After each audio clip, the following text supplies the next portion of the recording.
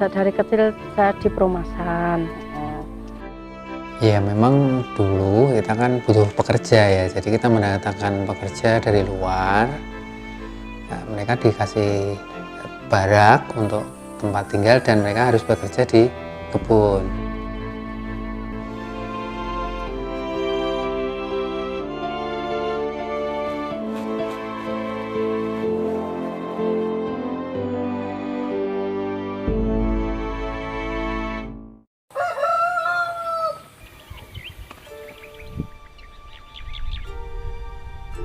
Bagaikan permadani raksasa nan hijau, terbentang luas, memberikan warna kesuburan.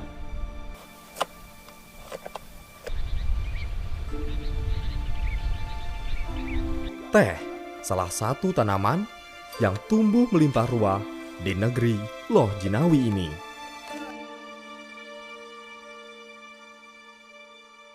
Indonesia merupakan negara penghasil teh terbesar ke-14 di dunia.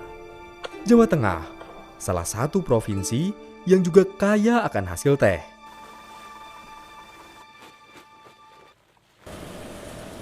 Di Kabupaten Kendal, terdapat pabrik yang sudah memproduksi teh sejak zaman Belanda dan Jepang. Pabrik ini bernama PT Rumpun Sari Medini. Hasil teh yang sudah dikeringkan dikirim ke Solo, Pekalongan, Karanganyar, dan Sukabumi.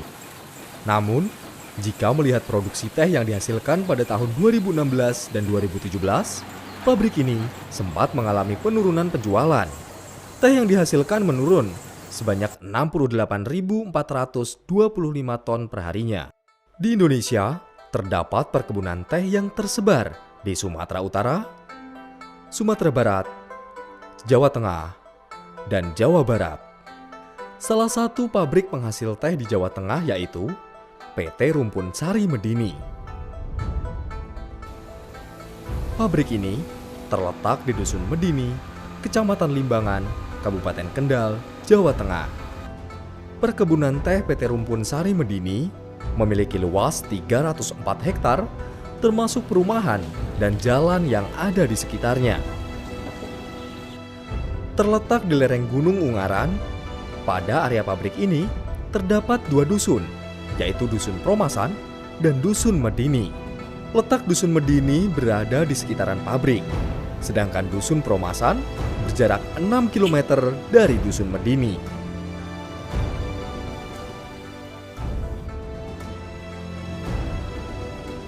Dulu kita kan butuh pekerja ya, jadi kita mendatangkan pekerja dari luar, terus kita menyediakan tempat ya, untuk tempat tinggal mereka, dalam artian untuk tempat tinggal untuk aktivitas bekerja. Nah, mereka dikasih barak untuk tempat tinggal dan mereka harus bekerja di kebun. Seiring perkembangan zaman mereka kan harus mempunyai identitas diri ya. Jadi mereka pindah dari lokasi tempat tinggal mereka yang sebelumnya pindah ke Kendal, jadi begitu. Dulunya, rumah di Promasan berjumlah 50. Namun sekarang, yang tersisa hanya 18 rumah saja.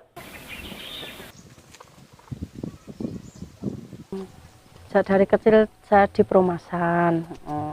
Bedanya dulu itu rame, kalau sekarang itu nggak banyak orang. Kalau nggak enaknya itu ya susah cari sayuran, mau belanja jauh. Tuh. Kalau enaknya itu di sini tuh senang, nggak ada gosip gitu. Dusun Promasan terletak di ketinggian 1960 meter di atas permukaan laut. Jarak Perumasan dari kota Kendal sekitar 43 km. Jika dari kota Semarang, berjarak 36 km. Sedangkan jalur terdekat untuk pejalan kaki sekitar 2 jam dari Dusun Medini. Apabila menggunakan kendaraan bermotor, waktu tempuhnya sekitar 45 menit.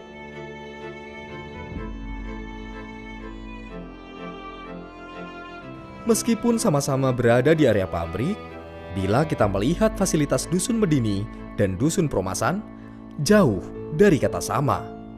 Terlihat Dusun Medini mempunyai deretan rumah yang sudah berdiri kokoh. Fasilitas desa sudah dibangun sedemikian rupa, termasuk masjid dan sekolah yang dibangun permanen. Sedangkan di Dusun Perumasan, fasilitas yang seadanya dan rumah masih berdinding kayu menjadi selimut di tengah kabut yang saling berkebut. Kontras perbedaan dua dusun inilah yang memperlihatkan Perumasan masih tertinggal. Selain fasilitas dan rumah, listrik yang ada juga terbatas. Kebutuhan listrik bagi 18 rumah tidak sebanding dengan daya yang dihasilkan mesin pembangkit listrik sumbangan dari relawan Peduli Semarang dan Salatiga. Mikrohidro masuk ke Perumasan itu dimulai dari 2011 sampai 2012. Belum adanya mikrohidro ya makanya genset generator tuh Mbak, pribadi jadi harus punya sendiri-sendiri warga gitu. Cuman bedanya itu kalau sekarang itu bebas biaya istilahnya kan seperti itu. Kalau yang dulu itu sungguh cukup memakan biaya itu, karena kalau pakai genset per liter BBM itu hanya mampu 3 jam gitu. Jadi kalau semalam itu ya paling enggak itu 4 literan gitu, kan cukup tinggi biayanya gitu. Tapi kalau sekarang kan ya bisa dikatakan gratis gitu, ya itu enaknya di situ. Lemahnya pengetahuan tentang kelistrikan menjadi beban utama ketika mesin pembangkit listrik bermasalah. Untuk itu, pengecekan dan pemeliharaan terus dilakukan secara rutin oleh warga. Setiap kepala keluarga melakukan iuran 20.000 per bulannya. Harapannya, dengan iuran tersebut, warga tetap bisa menikmati secercah cahaya di tengah kegelapan malam.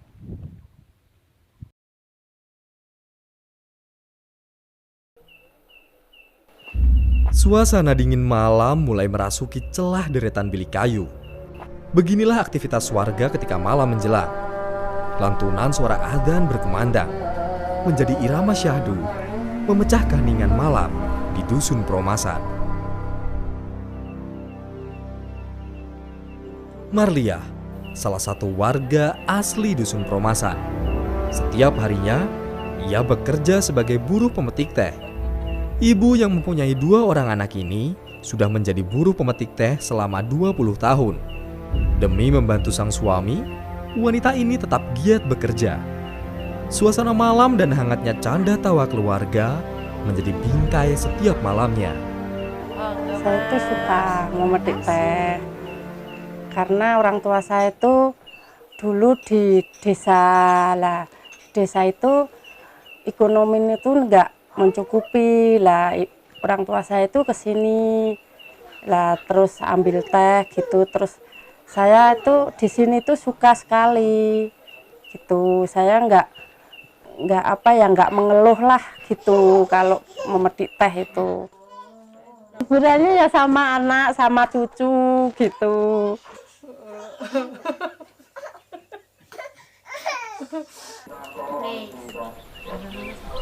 Rona mentari pagi mulai merekah. Para buruh pemetik dan perawat teh mulai menyiapkan peralatan perkebunannya.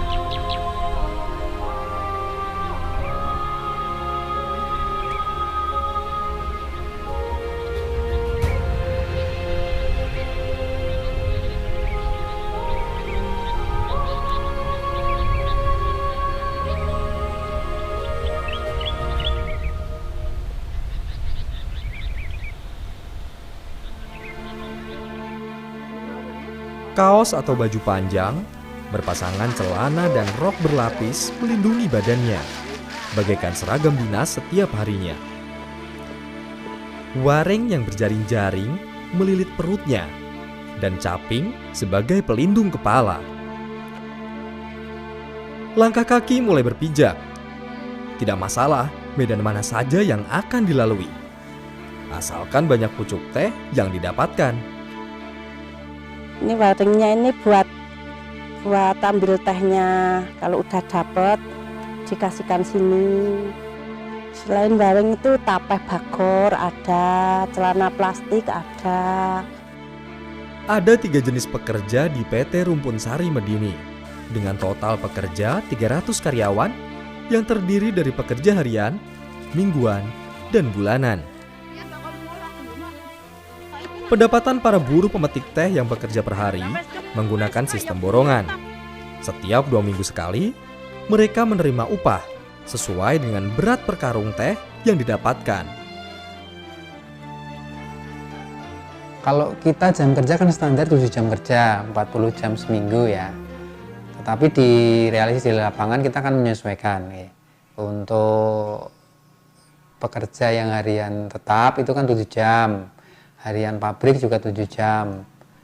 Untuk karyawan harian kan ada rawat ya, ada pemeliharaan tanaman, itu kan sampai jam 12. Jadi mereka akan kerja 5 jam. Untuk karyawan panen sendiri itu ketuntasan blok. Jadi kalau blok dia ancak blok hari itu kan rata-rata sekitar 1 hektar ya. Kalau selesai jam 12 ya pulang jam 12. Kalau selesai jam 1 pulang jam 1. Intinya 1 hektar itu harus selesai dalam 1 hari untuk karyawan pemanen.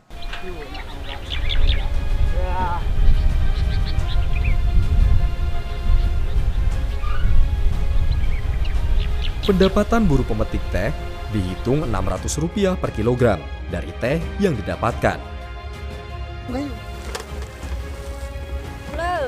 Jika dimisalkan pendapatan sehari seorang pemetik teh 30 kg yang didapat, maka 600 dikali 30 sama dengan 18.000 per harinya.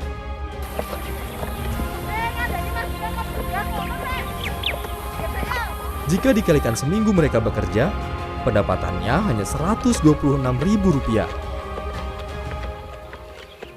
Itu sepanas sepol bisa nyanting.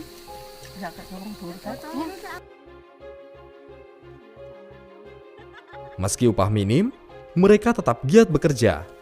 Tak peduli dengan resiko kecelakaan yang bisa terjadi kapan saja.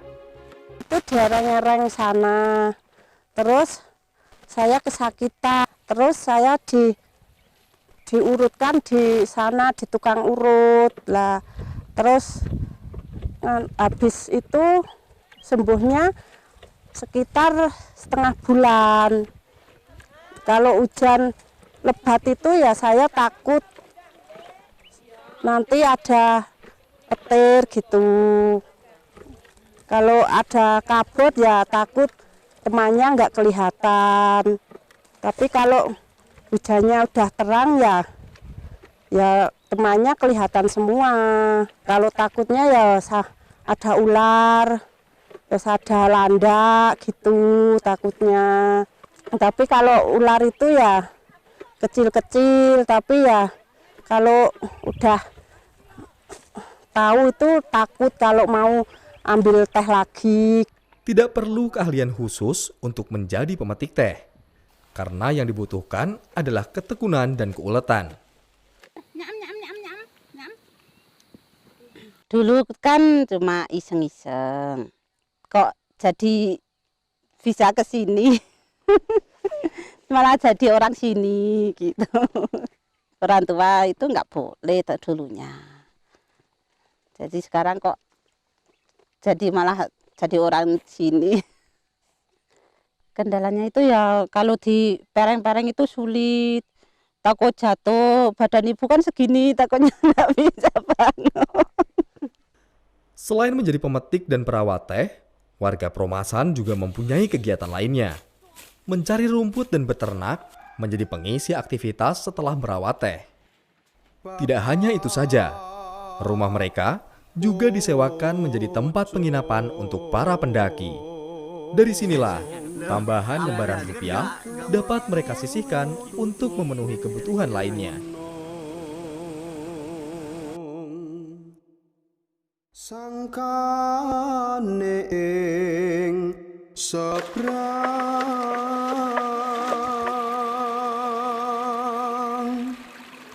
ngon ingone sang bupati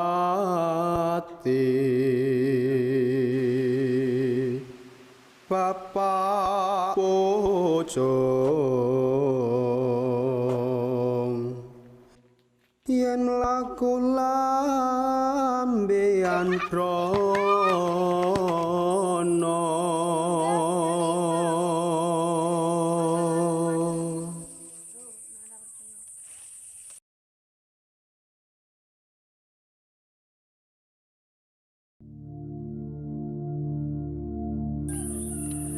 Keterbatasan upah yang didapatkan tidak bisa mengubah rumah menjadi istana. Walaupun rumahnya sederhana, bantuan fasilitas kamar mandi umum yang letaknya dekat dengan sumber mata air dusun menjadi kado istimewa. Susahnya istri sakit itu jalannya jelek, jauh, nggak ada dokter. Mangku Fitri aja susah. Pengen mau punya WC, pengen mau punya kamar mandi, pengen rumahnya bagus gitu. Tidak hanya fasilitas saja. Bila kita melihat lebih dekat, akses jalan menuju ke dusun Promasan sangatlah sulit. Jalan berbatu dan tikungan tajam menjadi rute satu-satunya yang dilalui warga setiap harinya. Ya kalau warga sih inginnya jalan pengennya yang enak, yang halus gitu. Cuman di sini tuh dikelola sama perusahaan ya. Jadi misalkan warga mau naik ke pemerintahan ya saya rasa kurang bisa gitu. Karena ada kendalanya di perusahaan. Bisa atau tidaknya tuh gumantung perusahaan gitu. Siap membangun yang halus apa enggak itu. Tapi sampai sekarang itu perbaikannya hanya mengganti batu-batu yang sudah lepas gitu aja.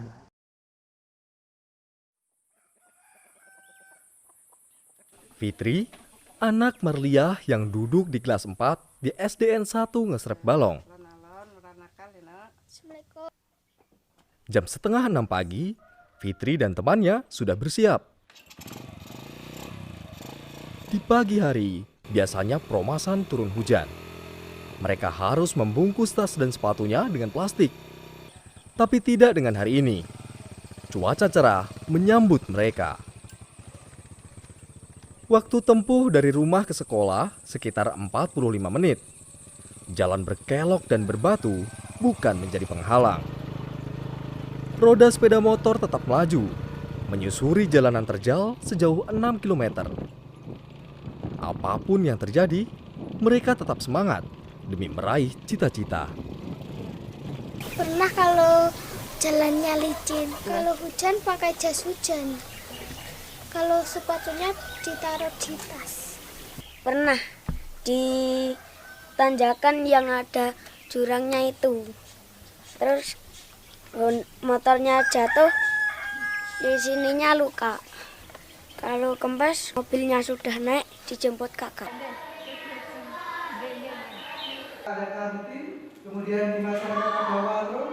Di tempat ini, langkah kaki dari pagi hingga malam hari mereka nikmati. Selalu menerima dan bersyukur menjadi kunci utama yang tertanam di hati. Ya kalau dihitung-hitung cukup atau tidaknya tuh sebenarnya secara jujur ya kurang cukup, jelas kurang cukup. Tapi bagaimana upayanya keluarganya tuh bagaimana untuk mendapatkan tambahan yang lain gitu. Kalau cukupnya jelas kurang cukup gitu. Dusun Promasan mencerminkan sebuah kesederhanaan. Di sini, mereka mampu membuktikan bahwa hidup tidak perlu mengejar kekayaan. Bagi mereka, hidup dengan ketulusan dan keikhlasan bisa berubah menjadi sebuah kebahagiaan. Hidup terarah penuh berkah. Sedikit, tetapi tidak serakah. Jika berharap harta melimpah, tidaklah usah berkeluh kesah. Harta tidak dibawa mati. Gelimang harta hanya hasrat duniawi. Tak perlu menganiaya diri, walaupun hanya bilik kayu yang menyelimuti. Bapak pocong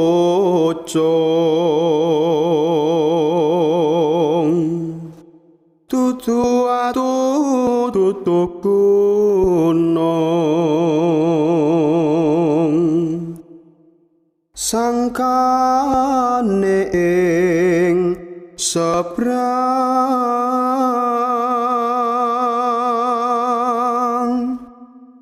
ngon ingone sang bupati